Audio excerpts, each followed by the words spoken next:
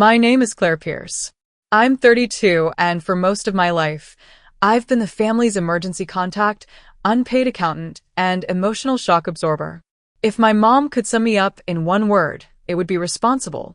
If I could sum up my family in one word, it would be expensive. I work as an operations manager for an international logistics company. Shipments, spreadsheets, deadlines. My coworkers joke that my blood type is Excel. Stability is my love language. Maybe that's why my family treats me like a warranty. They call when something breaks.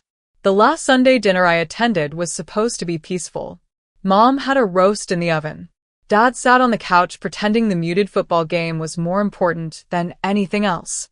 My younger sister, Jenna, breezed in 20 minutes late, wearing an oversized cream sweater that probably cost more than my entire outfit. She kissed Mom on the cheek, dropped her designer tote on the floor, and sighed dramatically. "Do we have lemon water or just regular?" she asked like she'd wandered into a hotel. I was chopping parsley. "The sink works," I said. She wrinkled her nose the same way she used to when I offered to share my Halloween candy because hers was already gone.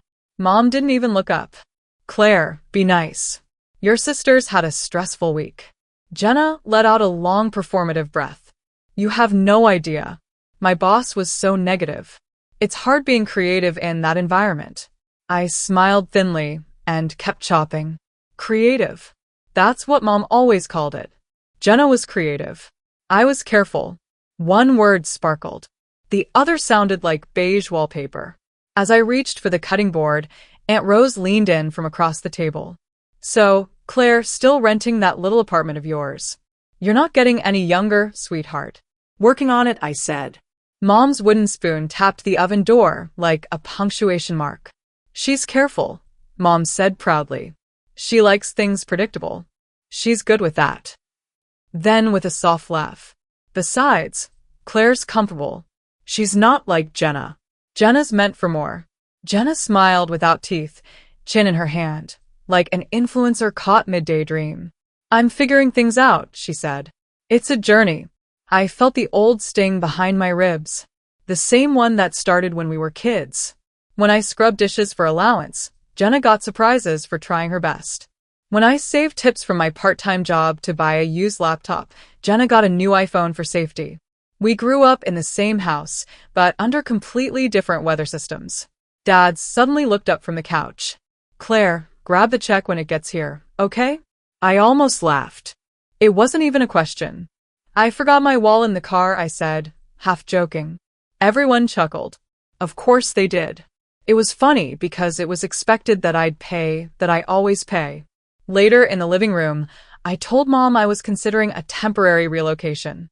"A project in Dublin," I said carefully. 6 months, maybe a year."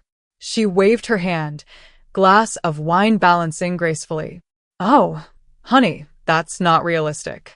Your sister needs you right now." "What does that mean?" I asked. Mom's smile thinned. "Don't be defensive. You know how Jenna is. She just needs a little runway." Jenna appeared from the hallway like she'd been waiting for her cue. She checked her reflection in the black TV screen and said softly, "You'll understand when you learn to let go a little." I felt something shift in my chest. Not anger exactly, but that old heavy recognition, the invisible weight of being the reliable one. When teachers used to say group project, everyone looked at me because they wanted an A without the effort. My family was just an adult version of that. I set the knife down. "I brought dessert," I said. "It's in the fridge." From the dining room, Aunt Rose called. "You're such a sweetheart, Claire. Your parents are lucky to have you." Mom answered without lowering her voice. "Of course we are. That's what family's for."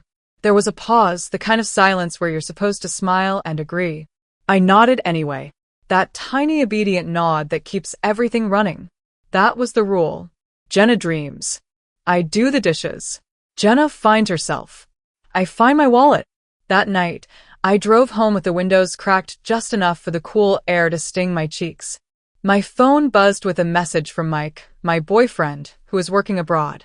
"Mike, how's Sunday dinner with the Royals?" Me, taxing literally. "Mike, still footing the bill for the kingdom?" Me. "You could say that." He sent a laughing emoji, and then Mike, you know you don't have to keep doing it. Me. If I stop, the guilt tax doubles, he replied with a heart. That was his quiet way of saying, I see you. Back home, I dropped my purse by the couch, opened in my notes app, and scrolled through a list I kept hidden in plain sight. Dates, amounts, and brief notes. And $216, family phone plan, temporary $96 car insurance, Jenna added last year. $347, vet bill for Jenna's dog, Daisy. E der non-refundable apartment deposit. Some entries had stars beside them. Debts I knew would never come back. At first, the list was practical. Then it became a diary. Every number was a tiny reminder of how far I'd stretched to keep the peace. Mom always said, family evens out. But it didn't. It just got tidier. The asks came with bows now. Could you just put it on your card for now? You're so organized, Claire. You make it easy. Jenna will pay you next month. Next month never came. I thought about the Dublin offer sitting in my inbox. Housing included, promotion, a raise. Everything I'd ever worked for wrapped up neatly. And yet, the moment I thought of accepting, Mom's voice echoed in my head. You're abandoning your family. You think you're better than us. I stared at my ceiling fan, spinning slow, hypnotic circles. Maybe I was tired of spinning, too.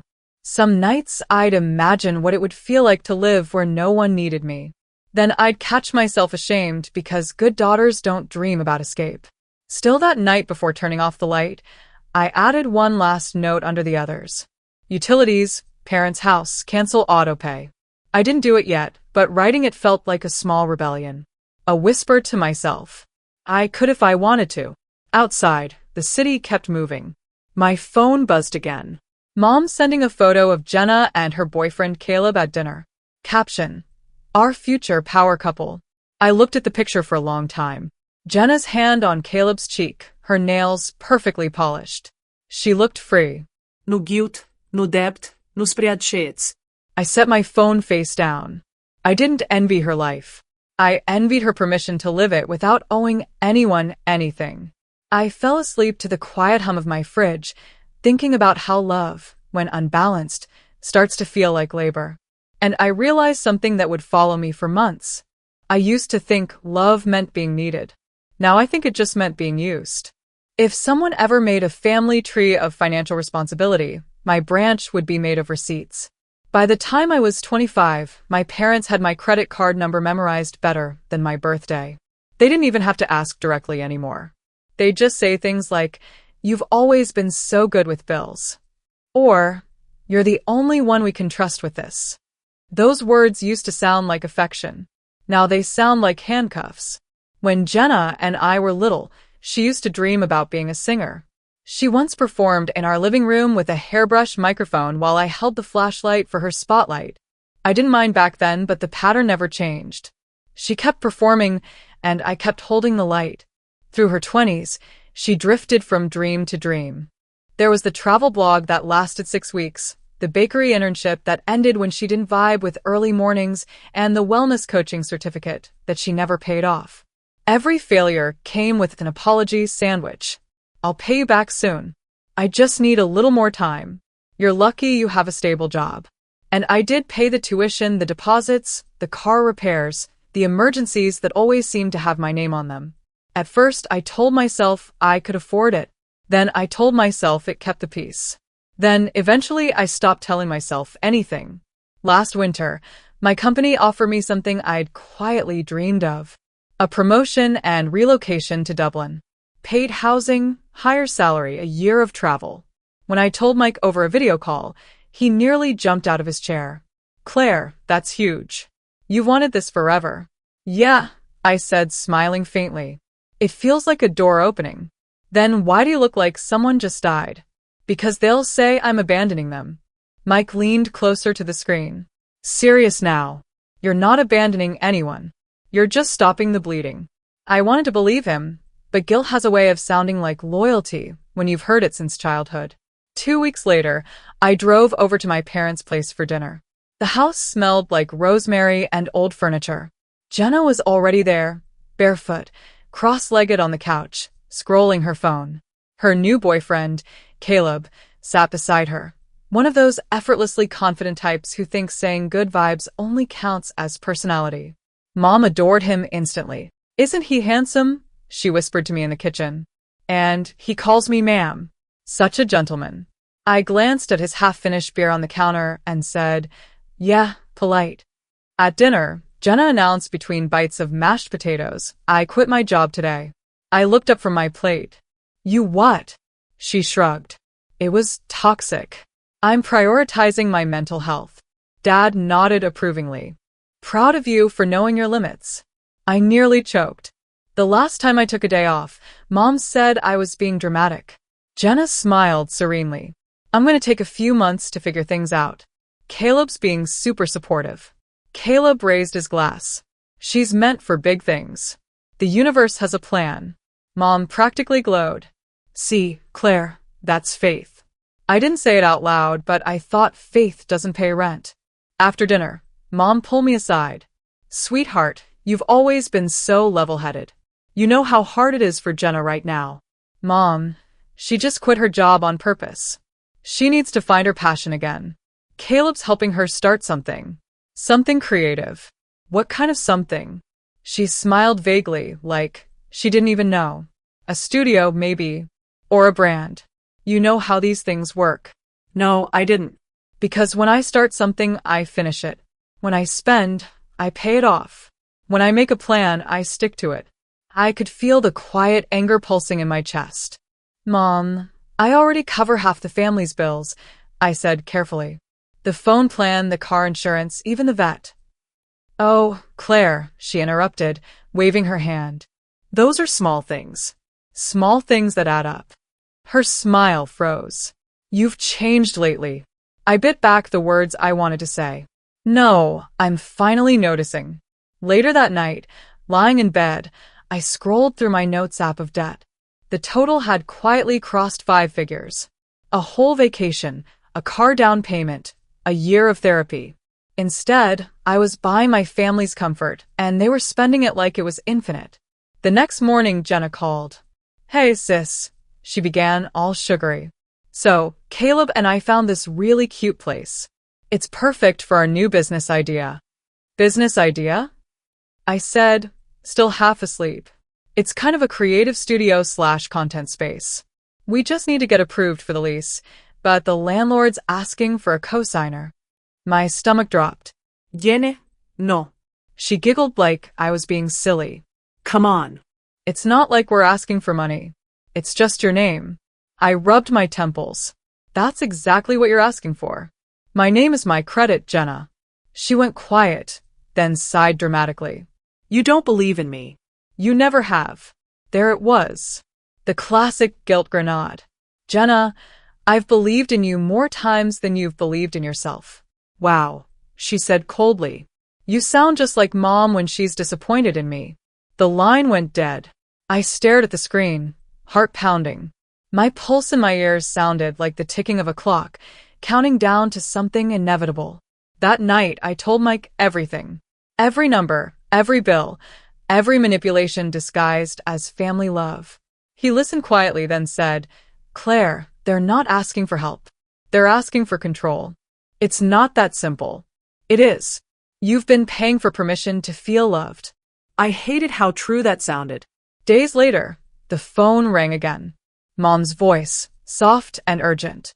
"Sweetheart, can you come by tomorrow? We want to talk. It's important."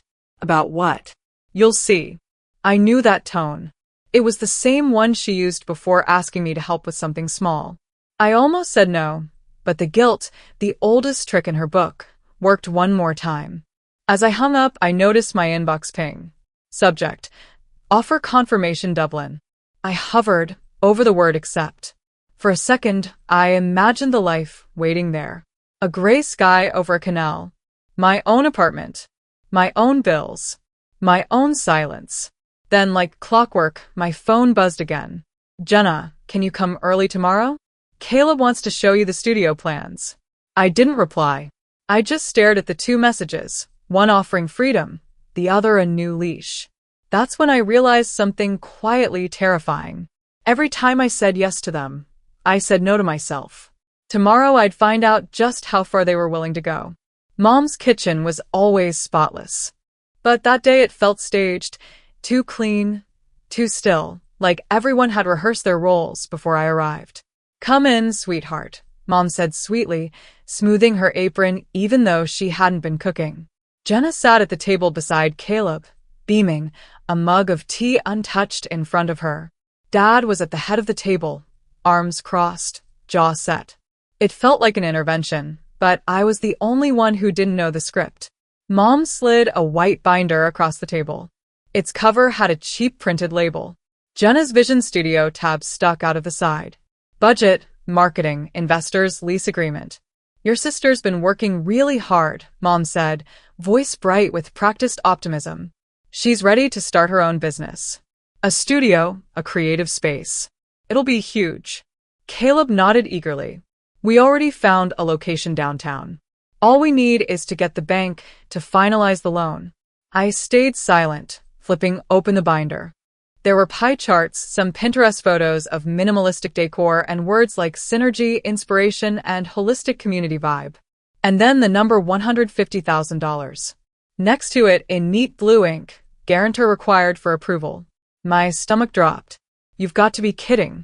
Dad leaned forward. It's not a big deal. They just need someone reliable on paper. That's exactly what a guarantor means, I said, keeping my voice calm. If they default, I'm responsible for the entire loan. Mom smiled tightly. Oh, honey, don't be dramatic. It's just a signature. Caleb laughed like it was funny. It's just a formality. Claire, we all know you're great with money. You've got your life together. It shows confidence to have your name on it. Confidence? I repeated slowly. That's what we're calling it now. Jenna twirled her hair and avoided eye contact. It's not that deep, Claire. It's exactly that deep, I said, flipping the binder shut. $150,000 deep. There was a pause. Mom exhaled through her nose, then tried her softest tone. The one she used when guilt didn't work immediately. Sweetheart, you know we'd do it for you. I laughed quietly once. No, you wouldn't. Don't say that, she snapped. We've always supported you. In what way? I asked. Emotionally? Financially? Because if we're talking about support, check my Venmo history. Dad's voice sharpened. Watch your tone, Claire. I'm calm, I said, and I'm saying no. Mom froze like she'd never heard those words before. You can't mean that. I love you, I said evenly. But no, I won't co-sign. Not for this. Jenna's eyes welled up instantly. Wow, she whispered like I'd slapped her. You really don't believe in me. Jenna, belief isn't a bank loan. You're so tight, she said bitterly. You hoard money like you're scared to live a little. Caleb chimed in, smirking. Maybe that's why she's single half the year. Excuse me, I said, my voice rising for the first time. He raised his hands. Relax. It's a joke. Mom jumped in quickly. Let's not fight. We're family. I pushed the binder back across the table. That's why I'm saying no, because we're family. If this fails, we won't just lose money. We'll lose each other. Jenna crossed her arms. You make it sound like I'm some irresponsible kid. I met her eyes. You quit your job last week and posted a TikTok about manifesting abundance. Her jaw tightened. You're cruel. I'm honest, I said quietly. That night, the guilt parade began. At 8:12 p.m., Mom called, her voice thick with tears. How could you talk to your sister like that? She looks up to you. Mom, she's 30. She's sensitive. You have to understand her nature. Her nature? I said to spend other people's money. Mom gasped softly like I'd said something obscene. I didn't raise you to be unkind. I didn't realize setting a boundary was unkind. Click. She hung up.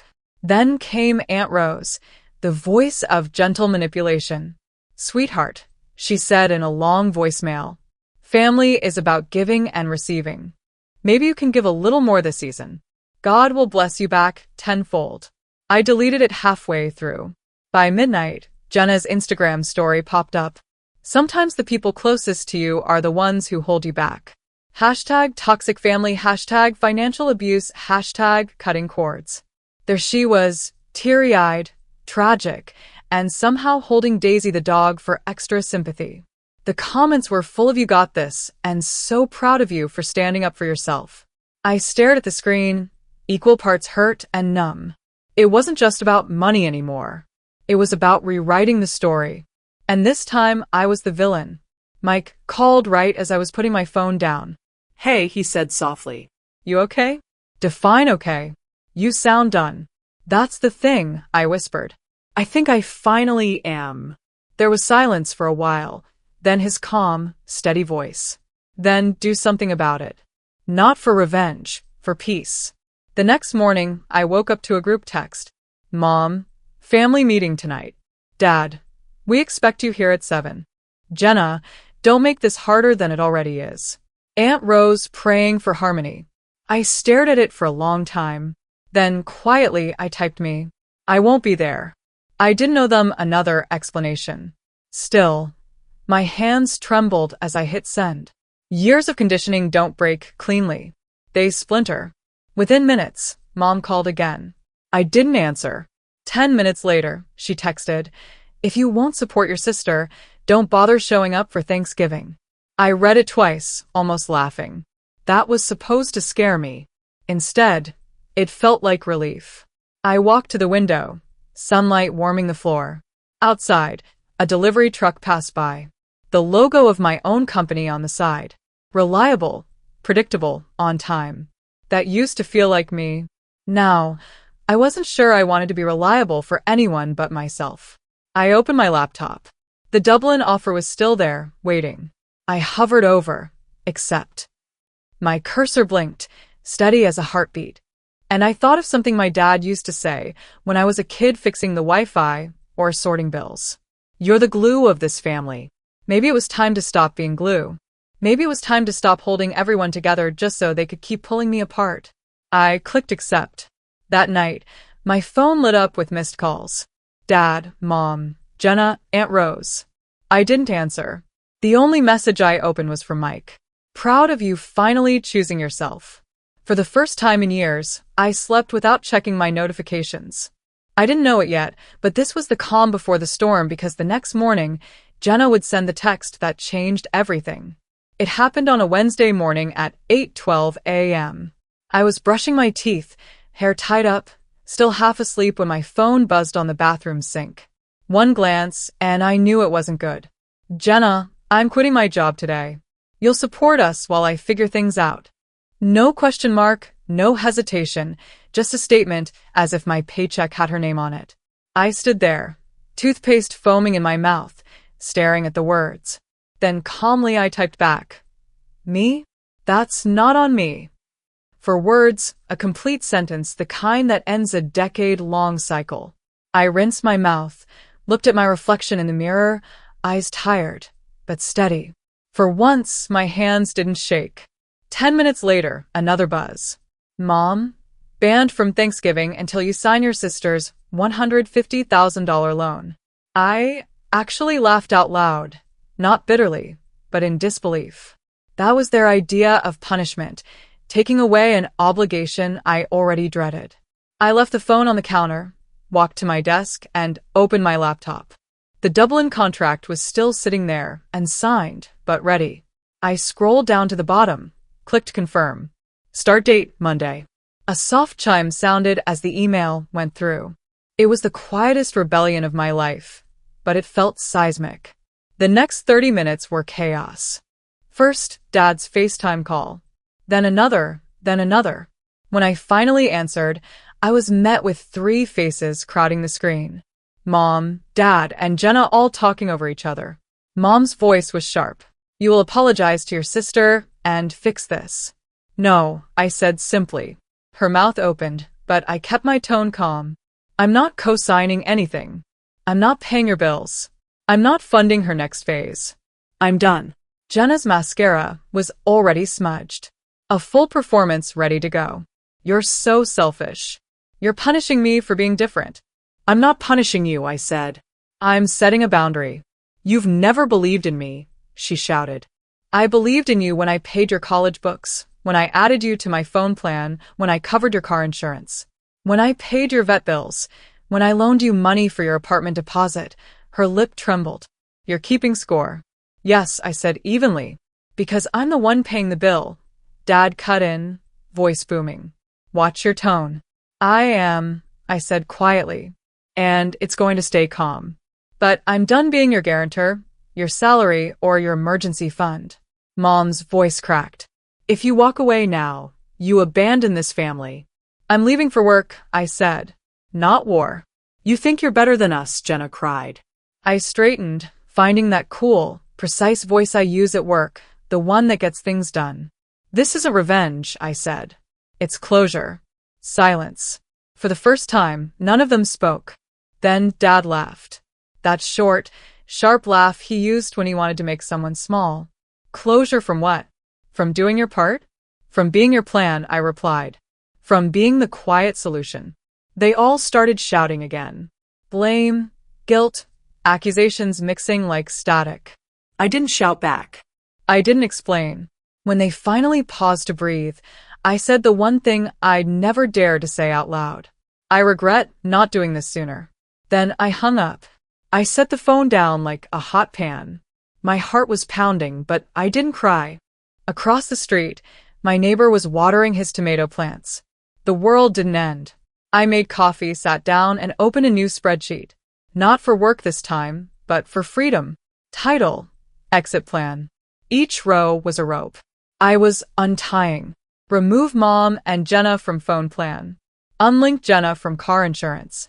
Cancel utilities and parents' house still in my name. Freeze credit line. Move savings to new bank. Cancel shared Netflix. Every click felt like cutting invisible threads that had tied me down for years. By evening, my phone was a war zone. 43 missed calls. 142 messages. Aunt Rose. Sweetheart, talk to your mother. You'll regret this pride. Mom, we raised you better than this. Jenna, you've destroyed this family. Caleb, bro, masculinity isn't about running away. I blocked him first. At 8:30 p.m., the group chat lit up again. Mom, family meeting 9 o'clock p.m. tonight. Me, I won't be there. Mom, you will. Me, no, viene. I hate you. Me, I love you. I just won't finance you. After that, just gray bubbles. Mom sent paragraphs about sacrifice and shame. Dad texted, you'll regret this decision. Aunt Rose sent praying hands emojis. I muted the thread, closed my laptop, and sat in the quiet. It was strange how silence could be so loud when you've lived your whole life surrounded by noise. At 10:17 p.m., a knock on my door. I looked through the peephole. Dad. He was still in his work shirt, red-faced, jaw tight. I didn't open. A coward, he yelled through the door. My voice was calm. Boundaries. You think words protect you? He spat. I took a breath. No, choices do. There was a long pause, then heavy footsteps fading down the hall. I leaned against the door, shaking, not from fear, but adrenaline. The kind that comes from finally defending your own ground. That night, I texted Mike. Me? It's done. I'm leaving Monday. Mike, are you okay? Me? For the first time? I think so. Mike, proud of you. Book your flight. I'll meet you at the airport. The next morning, Mom sent her final offer. Sign the loan. Keep your number. Thanksgiving at Aunt Rose's. Final chance. I typed slowly, deliberately. No. The only way to stop being the plan is to stop being the plan. Her reply came seconds later. We won't forget this. Me either. Then I put my phone down, packed a suitcase, and watched the first light hit the wall. No fireworks, no breakdown, just quiet, steady clarity. Sunday came faster than I expected. Mike met me at the airport. His hug was warm, grounding. You did it, he said. I smiled faintly. Not yet, but I'm getting there. As the plane took off, I looked out the window at the shrinking city below. All the shared bills, arguments, and guilt fading into clouds. Somewhere between takeoff and landing, I realized peace doesn't make noise. It just arrives quietly, unapologetically, like a sunrise you didn't think you'd ever see again. The plane touched down in Dublin under a sky the color of steel. Cold, calm, and vast like it didn't care who I used to be. By the time I reached my company apartment, rain had started falling in thin, misty sheets. The flat was small but spotless. White walls, a kettle on the stove, a single plant by the window. For the first time in years, every bill, every lease, every key belonged to me alone. No shared accounts, no group chats, no emergency calls, beginning with, "You're good with money, right?" Just quiet. I sat down my suitcase and laughed softly. The kind of laugh that feels strange after months of holding your breath. That first week, I lived like I was learning how to exist again. I walked the canals, bought fresh bread from the corner bakery, and cooked for one. The silence felt awkward at first, like I should be doing something else, solving someone's problem, paying someone's bill. On Wednesday, Mike came by after work with takeout and a bottle of wine. He looked around the apartment, smiling. "You really did it." "I think I had to," I said. "You look lighter," he said. Tired, but lighter. We ate on the couch, the TV murmuring in the background. At one point, I realized I hadn't checked my phone in hours. Not once. No alerts, no unread messages screaming for my attention. Just peace. By the end of the week, I opened my old notes app, the one where I'd kept every family expense.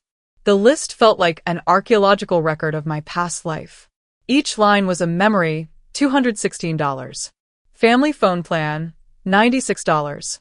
Car insurance, $347. Daisy's vet bill, $1,200. Apartment deposit. All of them tied to guilt disguised as love. At the bottom, I typed one final entry. "I will not co-sign chaos." Then I closed it for good. Thanksgiving came early that year. Or, at least that's what my mom called it in her texts. "Mom, everyone's at Aunt Rose's. Your seat's still empty. Jenna. Daisy misses her auntie. Dad, it's not too late to fix things." I didn't reply. Instead, I roasted chicken and potatoes in my tiny kitchen. Mike joined me, holding up a slice of pizza, like a toast. "To family," he joked. "To chosen family," I corrected. We laughed, and it didn't feel bitter, just honest. Later that night, while the city glowed in quiet lights outside my window, I scrolled through my messages again. One new text from Jenna. "Jenna, are you happy?" My thumbs hovered over the screen for a long time before I answered. Me. "I hope you find what you're looking for. I just can't fund the search." She didn't reply, but I didn't need her to. Days turned into weeks. My new job was challenging. Long hours, big projects, real responsibility, but it was mine. I liked walking into meetings where no one expected me to fix their lives, just to do my job. One Friday night, as I was leaving the office, my manager handed me my first solo project report. "Excellent work, Claire. Keep this up and we'll talk long-term contract." I nodded, smiling politely. But inside, something uncurled. Pride, maybe. Not the hollow kind I used to chase by pleasing everyone, but the quiet kind that doesn't need witnesses. Mom tried calling twice more. I let it ring both times. Then one day, she left a voicemail I actually listened to. "We're doing fine, sweetie. Jenna is working part-time now. Your father says hi. Just wanted to check you're safe." For once, it wasn't manipulative, just uncertain. I didn't call back, but I smiled anyway. It wasn't forgiveness. Not yet. But it was distance. And distance can heal things time alone can't. Sometimes I'd think about the version of me that used to panic every time her phone buzzed. The one who thought being dependable meant being loved. That woman would have bent herself into 1,000 shapes to stay approved. But now when my phone vibrated, it was just Mike sending a meme or a friend inviting me to brunch or my landlord emailing the rent receipt with my name on it. No guilt, no hidden costs, no fine print. One Sunday, I found myself sitting by the window with coffee, watching the rain ripple across the canal. I thought about that final night back home. Mom's final offer, the shouting, the door I didn't open when Dad came by. I realized something then. Closure isn't a slammed door. It's the moment you stop holding it open. Mike came up behind me, resting a hand on my shoulder. "You're quiet." Just thinking about them. About me, I said for once. He smiled. That's new.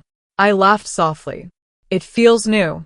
That evening, I wrote something on a small notepad I kept by the bed. A promise, not a plan. I won't call neglect help. I won't trade peace for access. I won't apologize for keeping what I earn. I won't be the plan. I'll love without paying for it. I folded the note and slipped it into the drawer. For years, I thought I had to earn love by solving everyone's chaos. But peace, I've learned, doesn't need an audience. It only needs space. The kind you make when you stop letting guilt take the first seat at your table. The next morning, sunlight streamed through the curtains. My kettle whistled softly in the kitchen. No chaos, no begging, no guilt texts, just a single mug of coffee and quiet that finally felt deserved. I thought about Mom's words the night she disowned me. You'll regret this. Maybe she was right. I did regret something. I regretted not choosing myself sooner. As I got ready for work, I caught my reflection in the mirror. The same face that once flinched at every notification, now calm, steady, unafraid. It struck me how simple survival looks once you stop apologizing for it. I used to confuse being needed with being loved. Now I know love doesn't keep score. It keeps you safe.